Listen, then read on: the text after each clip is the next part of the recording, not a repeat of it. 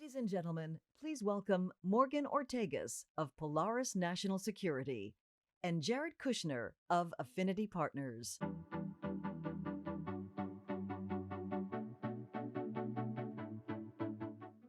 Good afternoon. So great to see everybody here. This is going to be the most exciting 20 minutes of your life, I think. Maybe not. Jared was back there taking the psychedelics, so this should be a really interesting interview. He was really into it. Okay. As you can tell, we're very good friends. I had the honor and privilege of working for President Trump, and we all worked for Jared in some way or another. And Jared changed my life by enabling me to play a very, very small but a part of the Abraham Accords team, which is what we definitely have to lead off with. And at the time, as you remember, Jared, I was pregnant with a little baby Jewish girl when this was going on, making history. Can't wait to tell her. But you did the impossible. And so I think that's the big question for everything that we're learning in all of these panels today and every issue that we're talking about. How do you take on the impossible? Thank you. Well, first of all, thank you for your service and your partnership in making it happen. One of the reasons we were looking to get Morgan involved was we needed all the smart people we could get who were willing to think outside the box. We had a lot of people at the time telling us that the approach that we were taking was the wrong approach and that we were never going to succeed. The problem was too hard. And I was very grateful for all the people who were willing to think that we could do something that many thought we couldn't do and were willing to put their reputations and their time and their effort into doing it. And I would say that I wrote about it in the book that just came out, which I'm very, very gratified by all the great feedback. We made #1 seller in the New York Times. It's a great book. You should all buy it. And thank you. and basically, we write about how in the first year, most of what we did was listen. I found that in the foreign policy establishment, you had all these people who knew everything, could explain how the world got this way and then explained how you had to fix all the problems. Yet all the problems felt like they were getting even worse in 2016. And what we did for our first year was we basically went around and we asked people, why do you think it is this way? And if you were America, what would you do? And we really solicited feedback from all the Arab leaders, from all the people who'd done this before. And we came up with a different approach to try and take on the problem. And I joke that we finally succeeded and made a peace deal on Plan C, but only because we went through the alphabet 3 times and failed, at each step along the way and kept learning from each different effort we took. And through that, we found a way forward. And I think fundamentally, if I had to break it down to what we tried to accomplish, I would say that peace is really about the future. I think that too often politicians or people who are career diplomats are focused on past grievances or being right. We weren't trying hard to be right. We were trying to be logical and figure out how to give the leaders of both countries a win-win opportunity to pursue their interests in order to create better security for their people and better economic opportunity for their people. And so a lot of what the Abraham Accords has done is really allow the politicians to get out of the way. And it's been very satisfying to see all of the amazing interactivity between Israelis and Arabs now that's happening. I mean, you see it all over social media. You see it happening even recently I was in Dubai, met with a lot of the leaders of the Jewish community there who were saying it's absolutely exploding. And it's been very, very satisfying to see. So definitely been something that's changed the world in a very positive way. And I think it's really just the beginning as well, because I think we had 6 peace deals in our last 6 months in government. I think that there's a lot more people under the right conditions who want to be a part of it. And I think that what you're seeing is the beginning of the end of the Arab-Israeli conflict, which has really caused so much death, destruction, problems, chaos, tension for the world. And I think we're seeing, a different paradigm emerging now. I had a friend who's at Ben Gurion right now and saw that I was interviewing you. And he's at his gate, and he texted me and said that there was a group of Israeli tourists that were getting ready to board a flight to Dubai. And we're talking with some Emiratis about how excited they were for their vacation to Dubai, their very first trip. That leads me into the question. One of the things that you and I heard when we started talking about the Abraham Accords and when the announcement came out, one of the criticisms that we heard is that these weren't real peace deals, that they wouldn't be laughing, that these were just normalization agreements, as some like to call it. We just celebrated the 2-year anniversary. I was in Israel with the UAE foreign minister. We were celebrating it. It seems real and lasting to all of us involved. What are you seeing on the ground? Is this permanent? Is this really peace?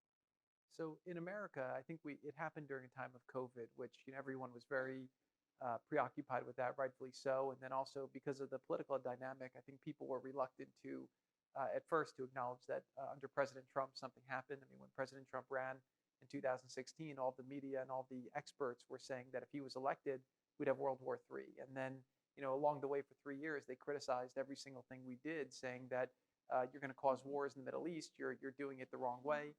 And finally, we were able to make a breakthrough that really was a peace deal between these countries. And peace is funny, making a peace deal versus a business deal. When I was in business, you have a transaction, usually property changes hands. When you're doing a peace deal, what's different the next day is you've changed people's minds. You've given them the ability to think different, to do something different, and to change the paradigm with which they're approaching something. And so, the essence of it was that both countries agreed to do something different the next day than they'd done for the previous, 50 years in the existence of the UAE.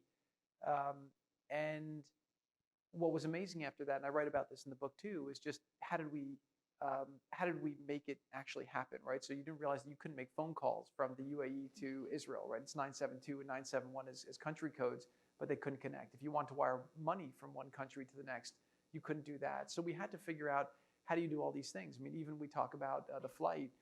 One of the gifts that I was given by the government on the first commercial flight was they gave me the flight certificate, which was the first official flight certificate of an Israeli commercial plane to the Emirates. And so, just all of these things, you had to put in place the tracks of all these things we take for granted, which has really just been very satisfying. And what's amazing now is that these things are absolutely thriving, the peace deals.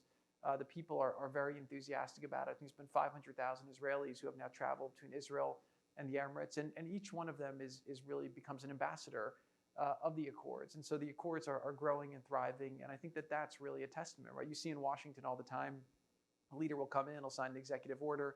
The next leader comes in, he rips up the executive order, signs his own executive order. The things that are enduring are real, and those are the things that really rise to the top. And at this point, it's been really widely accepted globally. It's been very, very successful, and I think that it's really just the beginning to see the fruits of what the seeds that have been planted, thanks to your help and the team, will really become. We can't talk about the Middle East and the Abraham Accords without talking about Iran. And that's obviously been highly controversial over the past 18 months as the Biden administration has sought to go back into this deal. We don't really know where it is today. It looks on one week, looks off the next.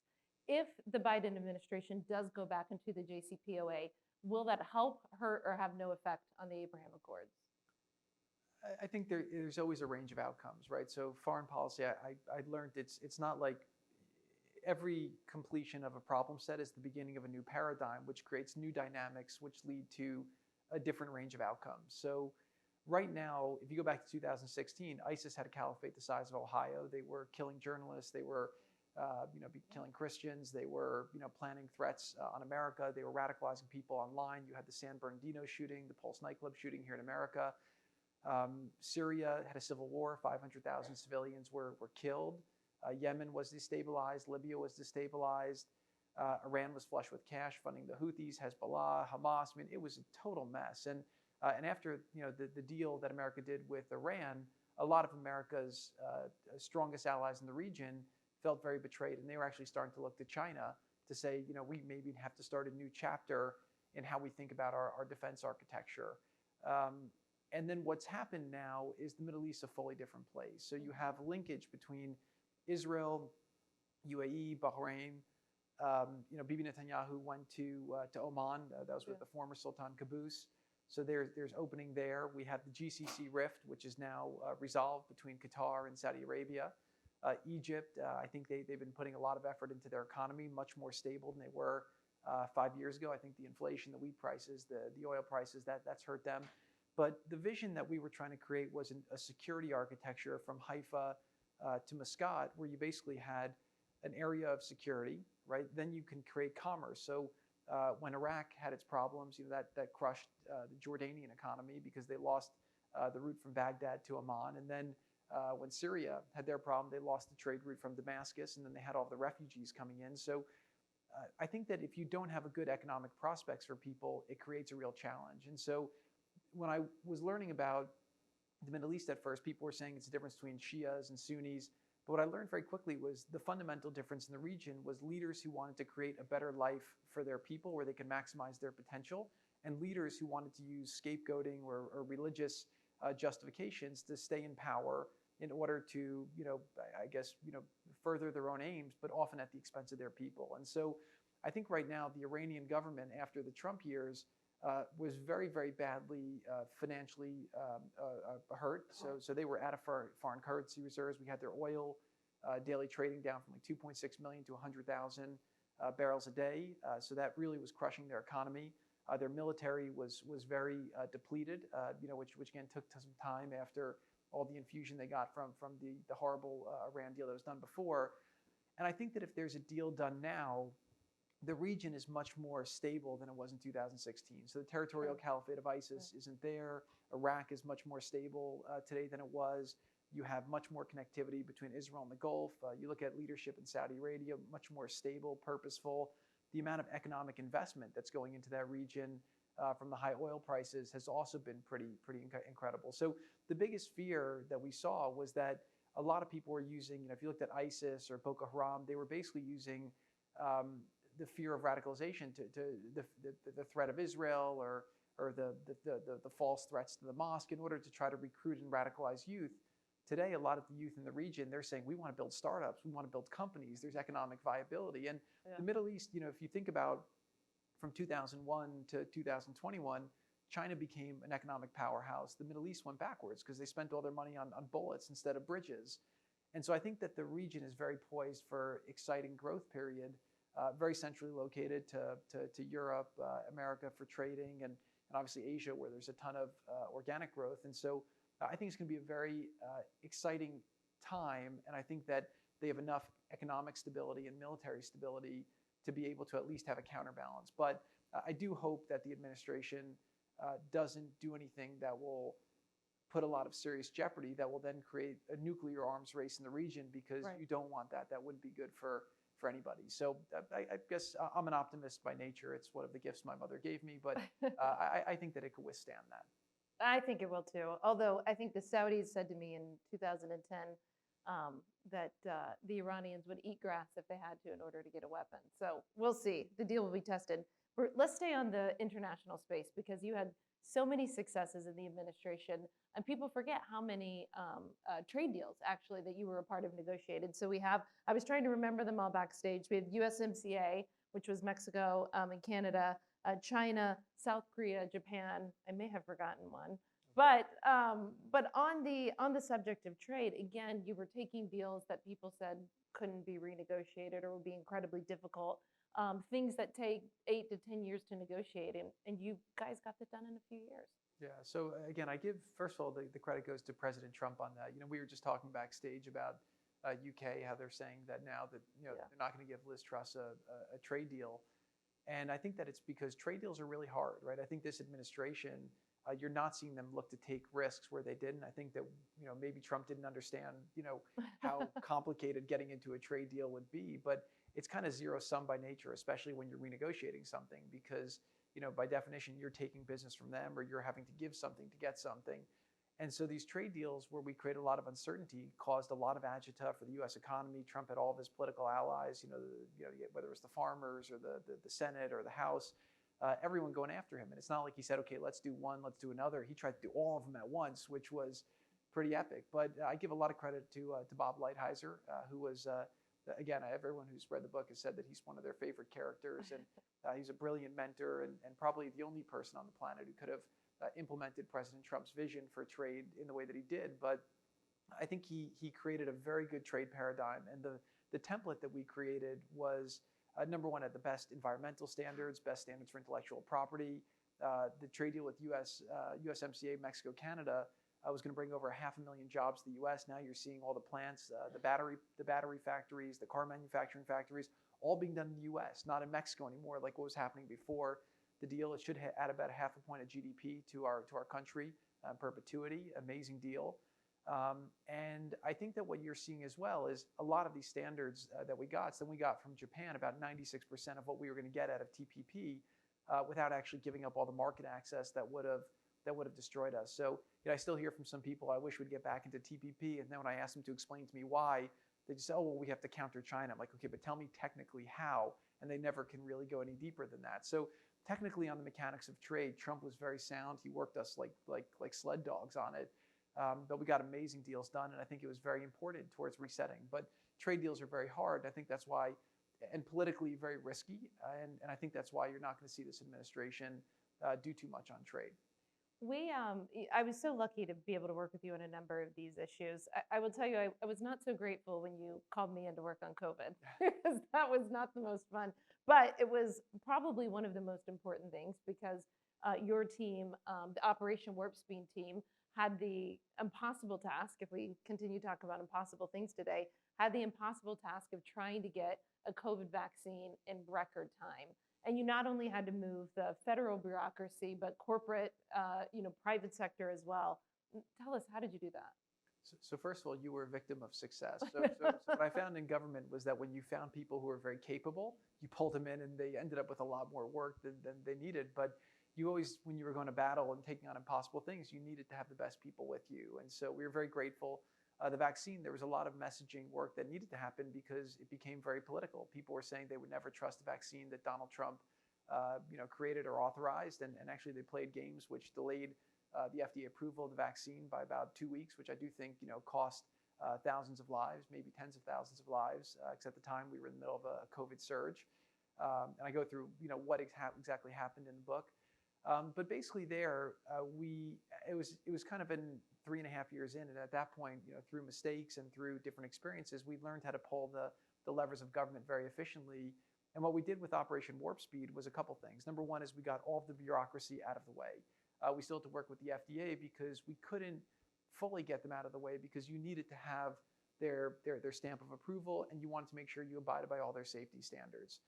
Number one thing we did is we brought in an incredible expert, Dr. Mansif Slaoui, and we had 4 finalist candidates that we interviewed. He was the only one who thought it could be done under a year, so he was a pretty easy person to choose to try to do it. And a lot of it was just making the right selection. And what we did is actually, I got a call early on from Ken Griffin, who's a major investor in the US, and he says, one of the best investments you can make is start manufacturing the vaccine simultaneously with your phase 3 trials. Because this way, when you figure out it works, then you don't have to start the ramp up, you're ready to go. And even if you do 5 of them, if 4 of them don't work, then you still have that one. The payback on that will be tremendous for the country in terms of ending the pandemic earlier, which was causing such a global erosion in value. So we did that, but I learned from testing. We were about to ramp our testing, and they come into my office and say, okay, we had everything planned out. So we came up with the idea to go, let's do Walgreens and CVS, which was a very novel idea. We said the federal government shouldn't be doing testing in every local neighborhood, but all these convenience stores are. So we just picked up the phone and say, hey, call the CEOs and say, hey, you guys want to do our testing? They said, the country's asking us to do it, we're going to do it. So then the next day we're going through the plan. I said, wait, can we not do it inside our stores? Because we don't think it'd be good for marketing if everyone thinks that everyone who thinks they have COVID is coming into our stores. So we said, okay, it's a good thing. They said, can we use the parking lots? We said, no problem. So we set everything up. We had a whole thing. We were going to train their people. We were going to send out the supplies, the PPE. And they come into our office and they say, we only have 1.2 million swabs in the country. I'm saying, so what does that mean, right? Because I didn't know the calculation for how many swabs you needed for a site. So instead of opening at 400 locations, we can open 37 locations. And so I realized that the biggest gap for us achieving what we need to achieve was going to be gravity, and it was going to be Q-tips, basically. And so I learned that the lowest cost item was going to become our bottlenecks. We didn't have the production capability, and there wasn't enough margin in it to have excess capacity in order to do it. So what we started doing with Operation Warp Speed was we got the military involved. We figured out every emergency authority we could have, and we started very early manufacturing everything. Now, this actually led to tension with Pfizer. So Pfizer did an amazing job with their approvals. They did it mostly themselves because they basically said, look, we don't want the federal government telling us who we can and can't send our vaccines for. But they were supposed to send us 20 million doses in November, and we got 0. Then they were supposed to send us another 20 million in December, and I think we got like 5. And it turned out they were having trouble sourcing the supplies in the supply chain because we went out and we bought everything up. And so we made a deal with them saying, okay, we'll get all of your doses first here in America, and we'll give you the supplies to help you ramp. So you'll ramp a lot more much faster, but in exchange, we get more for the American people. And so it was kind of wild. But what I saw basically was you took a government toolkit, private sector innovation, and capital, and we put those three things together along with good management. Again, the president basically said when we were showing this to him, he says, okay, so we're going to try 6 things. Let's say none of them works, right? You're doing 6 bets. We're spending $12 billion. People are going to say I wasted $12 billion. He says, and the media doesn't need excuses to kill me. They're killing me regardless, even when I do good things. And he says, why should I do this? And we said, well, if one of them works and we save 4 or 5 months of manufacturing, you're going to save millions of lives. Well, the Lancet came out with a study that showed that Operation Warp Speed has saved over 20 million lives globally based on the speed that it was done, the way we broke through the hurdles, redesigned the system, and did the advanced manufacturing. So again, I think that traditional government people probably wouldn't have thought the way we did. They probably wouldn't have taken the risks that we did. But I think that was a big part of what the Trump era was about. And I think that's why I wrote my book, because I wanted people to see what it was like being business people, coming to Washington, taking on hard problems, trying to be results oriented. And again, sometimes the media went crazy. Sometimes maybe it was warranted. But a lot of the time it was because we were doing things in a way that was different than Washington. And the bureaucrats would get upset. And there was tremendously amazing bureaucrats. But we broke a lot of the norms of how to do things because we wanted to achieve results. And that's what we were able to do time and time again. I'm going to end on something I think is pretty personal for you. And it was actually one of the more interesting parts of the book for me. Towards the beginning when you talked about what you had to do on prison reform, but specifically you spoke about the story of your father. And the visual that I thought of is when you said you came back to your apartment. I think this is after your father had been arrested. And in the book, you said that you sat down on the floor of your apartment. This is how I'm remembering you said it, and that you were sobbing. And I've never seen you have emotion. I've never seen you sweat. I've never seen you get angry. And so to visualize you breaking down and then describing what it was like for your family and how that led to prison reform, I just thought that was just one of the most insightful stories, something I didn't know about you. And so I just wanted to give you the opportunity to explain what you did on prison reform and how you think that's affecting families like yours. Thank you. Well, that was probably one of the things that had the biggest impact on me from a policy point of view that we did. But I will say to that point, that whole episode in life was a very informative one for me. I mean, I remember I read about how the next day I was working at the Manhattan District Attorney's Office. Then it was actually like a pretty functional office. They put people in jail, should be in jail. They kept the New York City safe.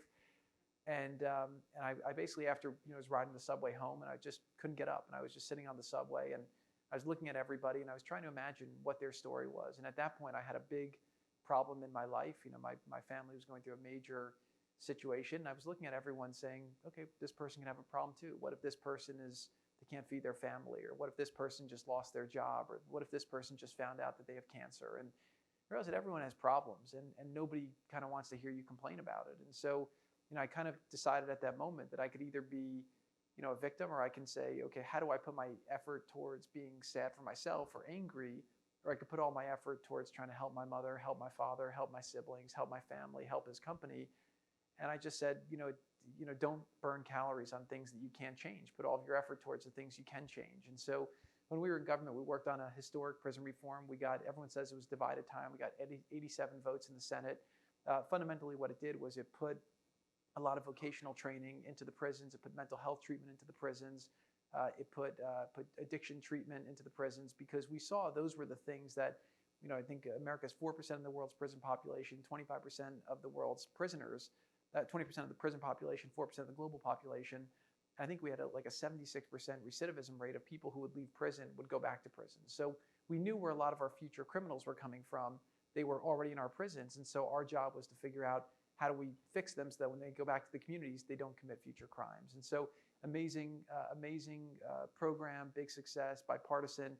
And the thing I see all the time is I see pictures of people coming out, getting jobs, and really grateful for the opportunity to be able to have a second chance at life. And they're taking advantage of it, and they're becoming citizens of society. Well, I think that's our time. Thank you so much, Jared Kushner. Right. Thank you guys so much.